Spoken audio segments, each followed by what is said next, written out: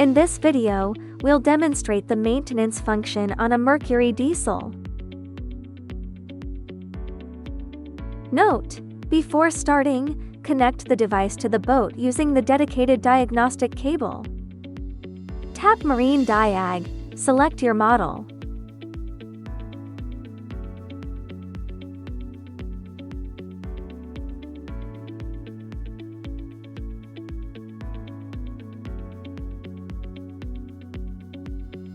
Go to the Special Function menu. Scroll down to find Maintenance and tap OK. After reading the scheduled maintenance description, shift the throttle to the required position and confirm again. Select any engine to view its maintenance remaining percentage. 10016 indicates normal condition, 15% or below means oil and oil filter replacement is required, 0% indicates overdue maintenance. Stop the engine immediately and perform maintenance.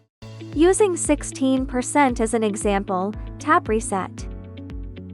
When Reset Complete appears, the maintenance is complete. Repeat the same steps for the other engine, if applicable.